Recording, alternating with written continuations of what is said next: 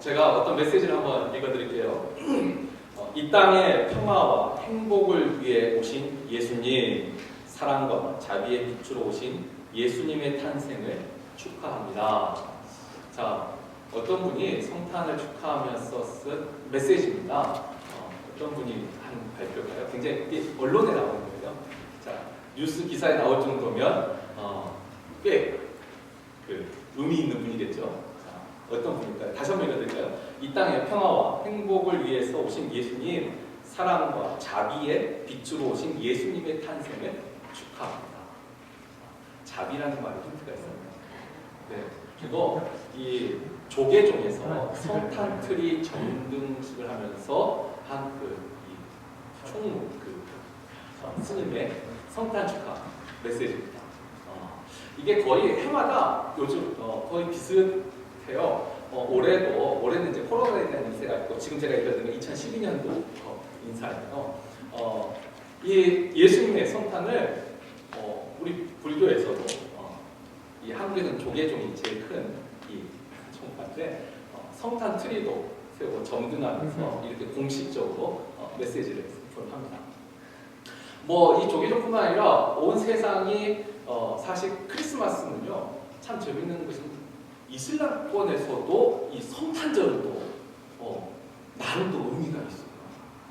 그들도 그날에는 모든 분쟁을 그치고 싸우지 않기를 또 바랍니다. 물론 이제 백화점이나 쇼핑 가면 더 난리죠.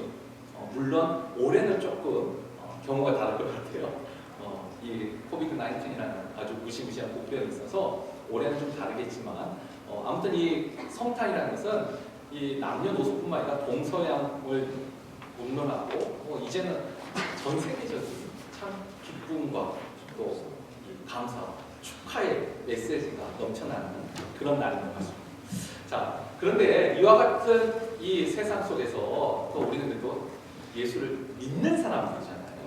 믿는 자로서 진정한 이 성탄의 의미가 무엇인지 오늘 특별히 우리가 요한복음 3장 16절은 너무나 잘 아는 말씀이죠. 근데 그 요한복음의 말씀을 통해서 그 의미를 다시 한번 되새겨보고 또 이 성탄이 주는 그 의미가 우리 가슴 안에서 주께서 우리에게 베푸시는 은혜의 음성으로 들릴 수 있게 될 주의 이름으로 축원합니다. 이 요한복음에서 주님의 오심에 대해서 가장 강력한 비유 중에 하나가 뭐냐면 이 사도 요한이 잘 쓸 수 있는데 빛에 대해서 예수님을 묘사합니다. 예수님을 빛으로 묘사해요. 근데 예수님이 이 땅에 오시는 것에 대해서 우리가 한 세 가지 정도 그 빛의 관점에서 한번 생각해 볼 시간이 있는데, 우리가 마태복음 2장 2절에 보면은 이 예수님이 탄생할 때 동방 박사들이 그 본 별의 빛이 있어요. 별을 보고 이 베들레헴으로 찾아오거든요. 자, 그 별빛이 있고 또 그 빛보다 더 강렬한 빛이 이제 누가복음 2장 9절에 나와 있는 들판에서 양치던 목자들에게 비친 빛이 있습니다. 그러니까 주의 영광이 비춤에 한데 강렬한 빛이 천사를 통한 강렬한 빛이 이 목자들에게 비춥니다. 자, 예수님의 탄생이 이렇게 일상과는 다른 이 별빛과 이 천사들, 주님의 영광의 빛이 비쳤어요. 근데 여기서 비치는 빛은 뭐죠? 이적이라고 할 수 있어요. 그냥 우리가 미라클. 이건 아주 스페셜한 빛이죠. 그냥 놀라운 빛이에요. 그래서 그 동방박사도 그 빛을 보고 왔고, 목자들도 그 빛을 보고 놀라서 그 천사들의 음성을 듣고 아기 예수께 가서 이제 경배를 합니다. 자, 이것은 아주 그냥 특별한 어떤 이적으로서 미라클한 이런 빛이라면, 자, 세상에 또 말하는 빛이 있습니다. 아까 그 조계종 총무 원사 스님의 그 성탄 메시지처럼 세상은 이 예수님의 빛을 뭐라고 하죠? 사랑과 평화의 빛이라고 합니다. 그죠? 주님이 이 세상에 무엇을 주기 위해 오셨어요? 사랑을 주기 위해 오셨어요. 이 땅에 평화를 주기 위하여 오셨습니다. 믿습니까? 네, 아멘. 자, 근데 이 빛은 우리뿐만 아니라 세상도 다 알아요. 세상도. 이 빛에 대해서. 근데 이제 성경은 사랑과 평화의 빛이라고 말하는데 오늘 성경은 조금 약간 다른 말을 합니다. 오늘 우리가 읽었던 본문 밑에 19절, 20절도 보시면 19절에도 보면 빛이 세상에 왔을 때 그 빛이 세상에 왔는데 사람들이 그 빛을 20절에 보면 뭐예요? 미워했다는 거예요. 빛이 왔는데 빛을 미워했어요. 아니 사랑과 평화의 빛인데 누가 그것을 미워할까요? 조금 이상하잖아요. 온 세상도 인정하는 사랑과 평화, 그 사랑과 평화 뭐가 나쁜데? 근데 그 빛을 미워했다라는 말을 썼어요. 기록을 합니다. 자, 그리고 이 요한복음 말씀뿐만 아니라 우리가 좀 마태복음 10장 34절 36절, 누가복음 12장 51절에서 53절 말씀을 주님이 직접 하신 말씀인데 이 말씀 우리가 한번 교독을 해보죠. 제가 먼저 읽겠습니다. 내가 세상에 화평을 주러 온 줄로 생각하지 말라. 화평이 아니요 검을 주러 왔노라.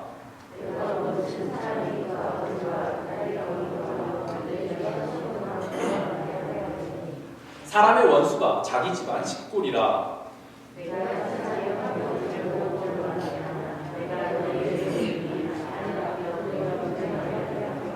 이후부터 한 집에 5사람이 있어 분쟁하되 셋이 둘과 둘이 셋과 하리니. 다 같이. 아버지가 아들과 아들이 아버지와 어머니가 딸과 딸이 어머니와 시어머니가 며느리와 며느리가 시어머니와 분쟁하리라 하시니라. 아니, 주님의 말씀은 우리가 말하는 거하고 조금 다른 방향을 지금 말하고 있어요. 내가 이 땅에 화평이나 글자 거꾸로 하면 평화죠. 내가 이 땅에 평화를 주러 온 것이 아니라 검을 주러, 내가 불화를 주러, 분쟁을 주러 왔다. 도대체 주님이 이게 무슨 말씀이에요? 전혀 우리가 기대하지 않는 말씀. 그리고 5사람 있으면 둘과 셋이, 셋과 둘이 서로 분쟁을 한다는 거예요. 자, 그래서 우리가 이제 주님이 이 땅에 오셨을 때 그 빛이 우리가 아는 그 사랑과 평화의 빛, 그 빛 말고, 왜냐하면 그 빛 가지고 누가 다투겠어요? 그런데 또 다른 의미의 빛에 대해서 우리가 좀 깊게 생각을 해봐야 돼요. 다시 오늘 우리가 읽었던 본문 요한복음을 가면 요한복음 3장 16절 17절에 이제 보면 우리가 16절 다 알죠. 외우셨죠? 하나님이 세상을 이처럼 사랑하사 독생자를 주셨으니 누구든지 저를 믿는 자마다 멸망치 않고 영생을 얻게 하려 하십니다. 자, 하나님이 일단 그 아들을 보내신 이유가 있어요. 하나님의 아들을 보내신 이유가 뭐죠? 일단 이유는 믿는 자마다 무엇을 얻도록? 영생을 얻도록. 예수님을 보낸 하나님의 목적이 영생을 얻도록. 그리고 17절에는 뭐죠? 또 그 하나님이 그 아들 세상에 보내신 것은 무엇을 받도록? 구원을 받도록. 하나님이 예수님을 이 땅에 보내신 것은 영생과 구원을, 영생을 얻고 구원을 받도록 보내셨어요. 자, 그리고 주님도 직접 자신이 이 땅에 온 이유가 뭐라고 말씀하시죠? 우리가 너무나 잘 아는 마태복음 2장 28절 말씀에 보면은 인자가 온 것은 성김을 받게 하는 것이 아니요 도리어 섬기려 하고, 그 다음에 중요한 목적을 이제 말씀하시죠. 많은 사람을 위하여 자기 목숨을 무엇으로요? 대속물로 주려 함이라. 그러니까 하나님이 예수님을 이 땅에 보내신 이유가 우리에게 영생을 얻고 구원을 받도록 예수님을 보내셨어요. 그리고 또 예수님은 자신이 온 이유를 뭐라고 했냐면 나의 목숨을, 나의 생명을 많은 사람들의 대속물로 주기 위함입니다. 자, 이것을 종합하면 결국 무슨 내용인 거죠? 예수님이 우리 죄를 대신하여 사해 주시는 그 속죄, 그것을 믿는 자마다, 그것을 믿는 자. 그래서 오늘 요한복음 3장 16절도 그렇고 18절에도 나온 게 뭐죠? 중요한 건 믿는 자들. 이 사실을 믿는 자마다 멸망치 않고 무엇을 얻어요? 구원을 얻습니다. 그래서 예수님이 이 땅에 오셨을 적에 믿는 자에게는 그 예수님이 우리에게 어떤 빛이 돼요? 오늘 설교 제목이지만 구원의 빛이 됩니다. 그리고 요한복음 8장 12절에 나온 것처럼 그 예수님이 우리에게 생명의 빛이 됩니다. 믿는 자에게는 구원과 생명의 빛이. 사랑과 평화의 빛도 되시지만 가장 본질적인 빛은 우리에게 주님이 생명의 빛이 되고 구원의 빛이 되신다는 사실. 그리고 이와 같이 믿는 사람들은 그 빛이 구원과 생명의 빛이기 때문에 그 밑에 21절을 보면 그 믿는 사람들은 진리를 따르는 사람은 빛으로 나아온다. 그 빛을 보고 나아오. 근데 반대로 믿지 않는 사람들이 있어요. 그 예수 그리스도의 죄사함의 대속과 속죄를 믿지 않는 사람들은 그 빛이 어떤 빛이 될까요? 자, 18절 하반절에 보면은 자, 그렇죠. 믿지 아니하는 자는 하나님의 독생자 이름을 믿지 아니하고 벌써 심판을 받은 것이고 19절에 그 정죄는 이것이니 예수님의 그 빛은 심판과 정죄의 빛이에요. 그래서 이 사람들은 그 믿지 않는 사람들은 그 빛이 괴로움이 되는 거예요. 고통이 되는 거예요. 그러니까 어떻게 하죠? 그 빛을 미워하고 그 빛을 싫어하게 되는 거죠. 그래서 20절에 보면 악을 행하는 자보다 빛을 미워하여 빛으로 오지 아니하는 사람. 그 빛으로 오지 않는 거예요. 자, 여기까지 하면 예수님이 이 땅에 어떤 빛으로 오셨나요? 적어도 믿는 우리들에게 있어서 그죠? 이 조계종에서 그 스님은 이 땅에 사랑과 자비의 빛으로 오신 사랑과 평화의 빛이라고 말할 수 있어요. 세상도 다르게 말해요. 적어도 믿는 우리들은 어떻게 말하죠? 구원의 빛이요, 생명의 빛이요. 예수님이 이 땅에 오신 진정한 그 빛의 목적은 구원과 생명의 빛입니다. 자, 여기까지는 아주 이제 쉬운 내용인데 여기서 이제 좀 깊게 좀 들어갔으면 좋겠어요. 한 4가지 정도만 제가 더 묵상하고 이제 말씀을 맺으려고 합니다. 자, 그러면 아까 그랬잖아요. 빛을 일단 싫어하는 사람들이 이야기가 나와요. 아니, 어쨌든 뭐 이게 사랑과 평화의 빛이든 생명과 구원의 빛이든 이게 얼마나 빛 자체는 너무 좋은 거잖아요. 다들 좋으시죠? 네. 근데 왜 이 빛을 미워하고 왜 이 빛을 싫어해서 빛으로 나아오지 않을까요? 어떤 사람들? 우리가 아까 20절에 딱 보면은 어떤 사람이에요? 악을 해가는 사람들, 죄인들, 악인들과 죄인들이 그 빛을 싫어하고 빛으로 나오지 않는다라고 우리가 생각할 수 있습니다. 근데 과연 그럴까요? 오히려 주님이 이제 태어나시고 공생애를 시작하시면서 하신 말씀들을 보면 뭐 우리가 마태복음 23장에 보면 특별히 바리새인들에 대해서 이야기하실 때 보면 그들은 빛을 싫어하는 사람들. 근데 그들이 죄인인가? 그들이 악인인가? 아니거든요.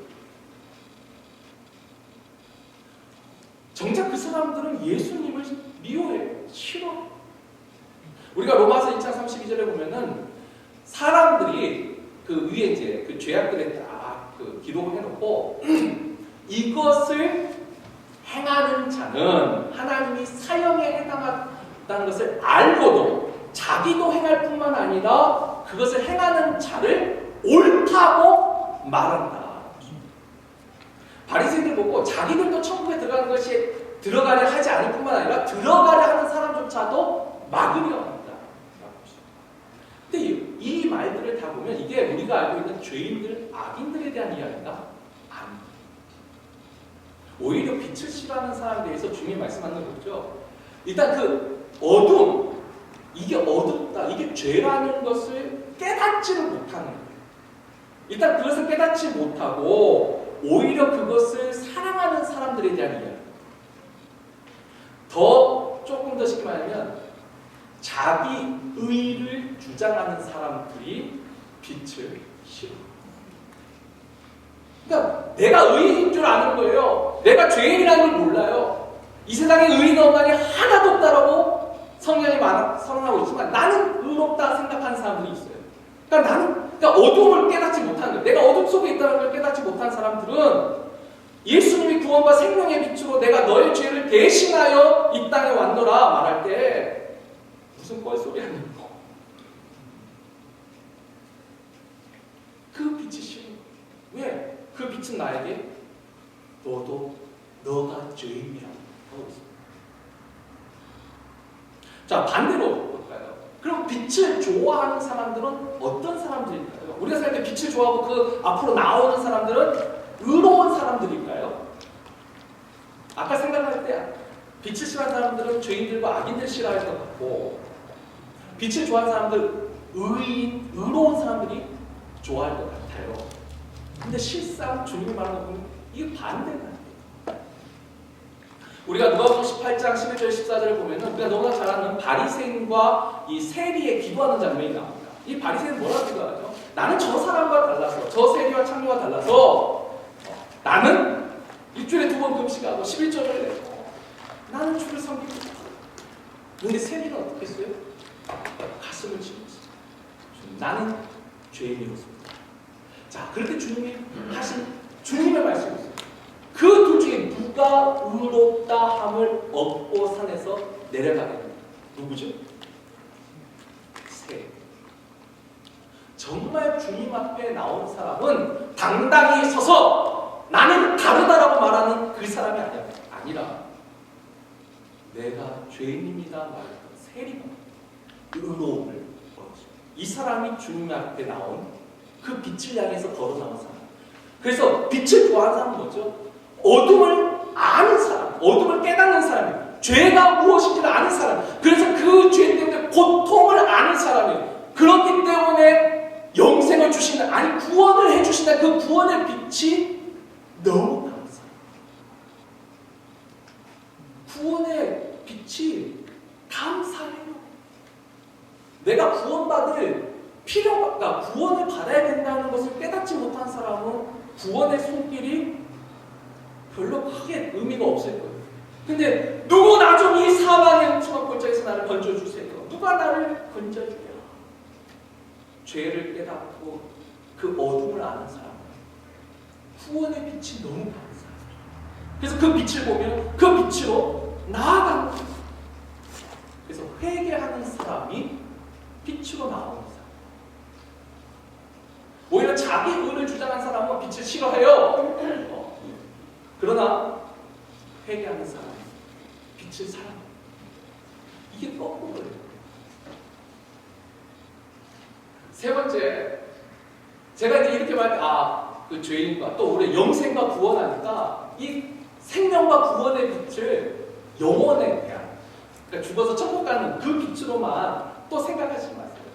여러분, 이 땅에서도 주님이 이 땅에 오셨을 때 이 땅에서도 이 생명과 구원의 빛은 우리에게 이 땅에서도 비친다는 사실.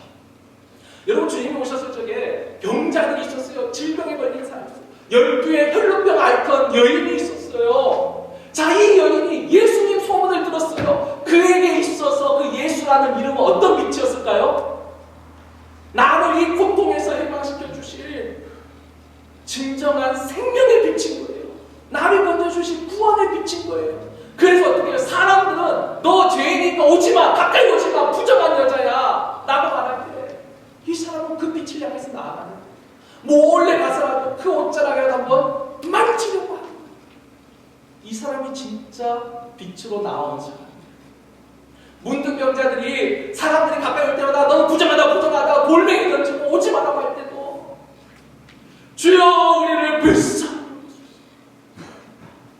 그 주님의 이름이 생명의 빛이었다 믿습니다.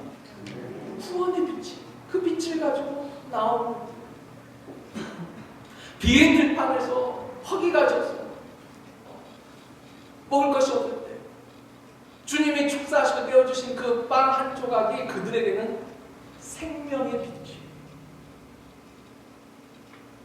광야에서 목마름에 그 갈증을 허덕이면서 죽어갈 때 반석에서 솟아나는 그 물, 영적인 물이 아니라 진짜 물, 그 물이 그들에게 생명의 빛입니다. 이 땅에서 우리가 그래서 병에 걸린 사람들 어떻게 해요? 우리 다들 한 번씩은 아파보셨죠? 뭐 심각하게 아프신 병이 아니었길 바라요. 근데 우리가 정말 침상에서 누워있을 때 여러분 누구를 찾으세요? 닥터? 의사? 간호사? 계속 벨 눌러보시면 별로 안 좋아할 거예요. 처음에는 놀라서 왜 무슨 일 있어요? 근데 이제 나중에 좀 이거 괜찮아요. 다 그래요. 이제 그만 좀 부르세요. 우리가 신상에서 누구를 의지하고 주님을 의지하고 하나님을 의지하고 우리에게 그 분이 질병 중에 있을 땐 그 예수와 하나님이 우리에게 생명의 빛이에요. 우리 구원의 빛이에요. 우리가 세상 살다 어려운 일 한두 번 겪습니까? 가난 속에서도 참 막막함 속에서도 우리가 간구하면서 기도하잖아요. 누구 앞에? 하나님 앞에. 근데 우리가 하나님 앞에 나갈 수가 없어요. 우리는 죄인이니까. 근데 우리에게 누구가 있어요? 예수가 있어요. 우리 죄를 대신 사해준 예수가 있는 거예요. 그래서 우리에 있는 그 대제사장을 굳게 붙잡고 우리의 연약함을 채워라지, 우리의 연약함을 알지 못하는 분이 아니고 우리가 무엇을 먹을까, 무엇을 마실까, 무엇을 입을까 염려하는 줄을 하나님은 다 아세요. 주님도 아세요. 근데 주님은 정확하게 배고픔도 경험하신 분입니다. 목마름도 경험하신 분입니다. 슬픔도 분노도 아픔도 다 체휼하신 분.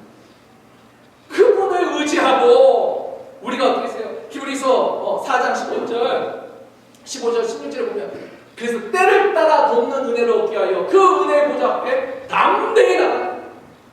그 때를 따라 돕는 은혜가 천국 가는 은혜예요.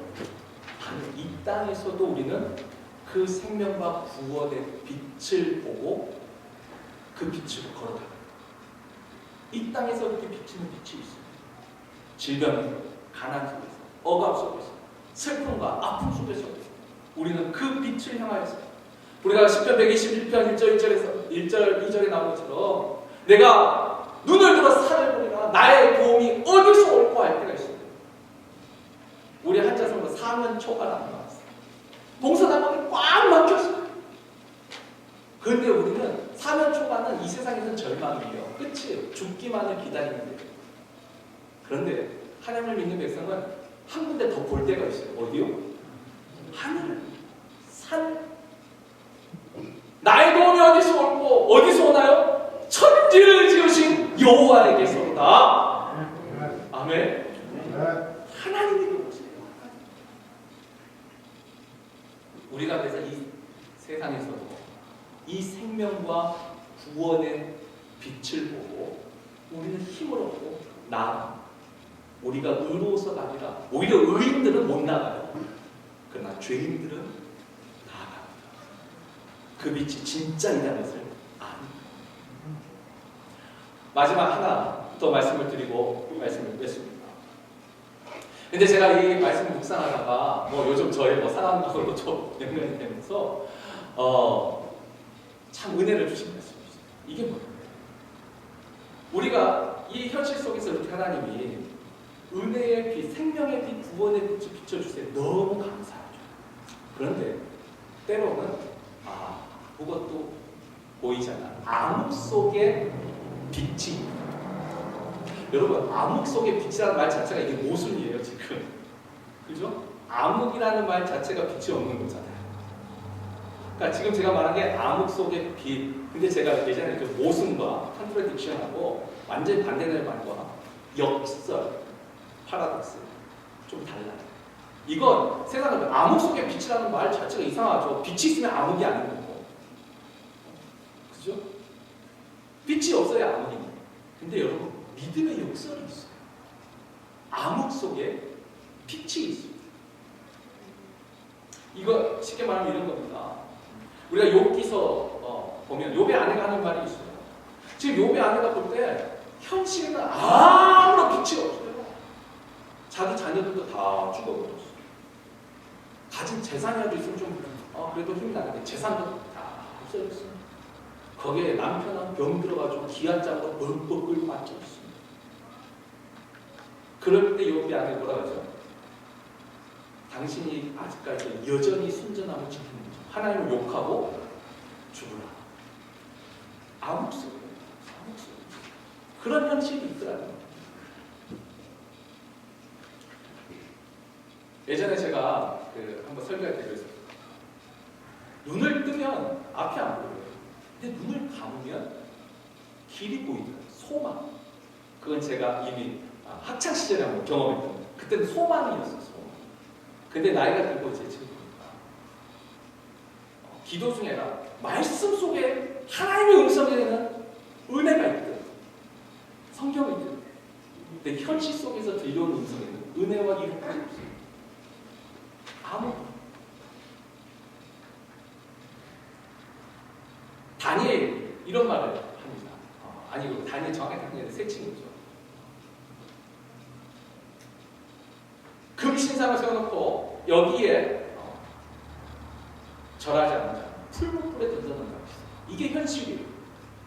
현실 속에서 어느 누구도 아무도 그 절대 왕의 권력에 도전하지 않고 있어요. 이제 그 풀무 쪽에 들어가는 거예요. 근데 이 친구들이 뭐라고 하죠?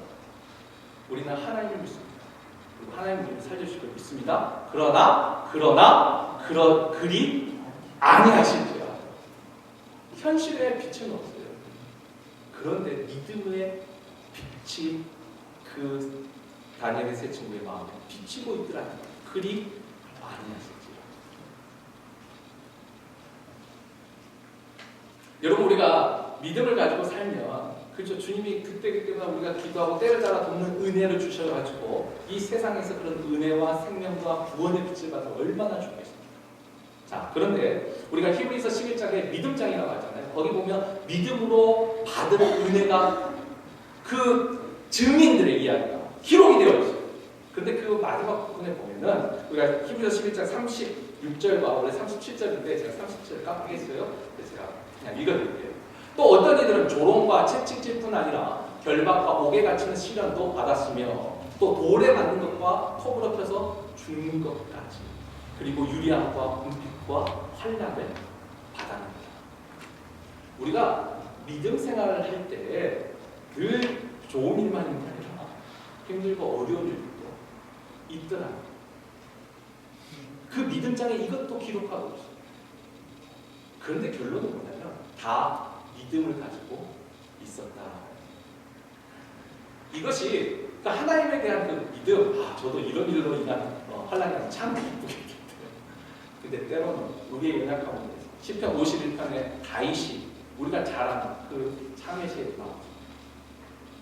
때로는 우리가 살아갈 때 그것이 나의 죄와 허물 때문인지 아니면 이 세상에 이 죄와 가득한 이 세상에 가득한 죄악 때문인지 하나님을 믿는 자녀들은 암흑 속에 빠질 때가 있더라는 현실 속에. 그럴 때 제가 참 은혜 받은 이 한 에피소드 실화죠. 2차 세계 대전 중에 이 폭격으로 이 숨어들었던 동물 인구가 무너져가지고 그 안에서 죽어간 한 병사가 벽에 남긴 그 글귀가였어요. 여러분 근데 하나님을 믿었던 사람 얼마나 거기서 나오려고 노력하고 또 기도했겠어요. 근데 거기에 뭐라고 써있냐? 지금 이곳에 한 줄기 빛도 없지만 지금 밖에는 태양이 있듯이 나는 하나님을 믿는다. 아멘. 지금 나를 둘러싼 현실은요 빛이 없어요. 암흑이에요. 그런데 믿음으로 그 생명과 구원의 빛을 저는 이 병사가 보았다고 믿습니다. 그 빛이 우리가 오늘 이 성탄절을 맞아요. 성탄주의를 맞이해서 주님이 이 땅에 무슨 빛으로 오셨는가?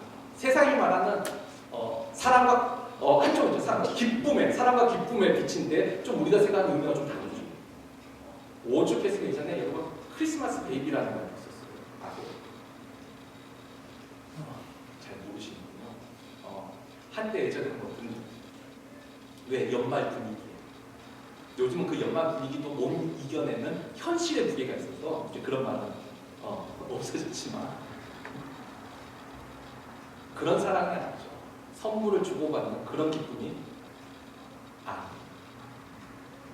물론 이웃에게 나눔과 배려를 하는 그와 같은 사랑, 분명히 이 성탄절에 주님이 우리에게 전해주신 사랑이라고 믿습니다. 평화를 주셨습니다. 가장 본질적인 것은요, 우리에게 구원과 생명의 빛을 주셨다. 그 구원과 생명의 빛에는 또 무엇이 있어요? 예수 그리스도가 이 땅에 계속 오는 것입니다. 주님께서 우리를 사랑하시고 우리 죄를 용서해 주셨다. 여러분, 그것을 믿는 사람은 담대히 앞으로 나와주셔서, 믿지 못하는 사람은 그 빛이 싫어서 그 빛을 피해요. 오늘 이 성탄은 코로나 시대 때 우리가 참 생명과 구원의 빛이 되신 그 예수를 바라보며 그분이 주시는 참된 위로와 기쁨과 소망, 사랑과 평화를 우리 모두가 되기를 주의 이름으로 축원합니다.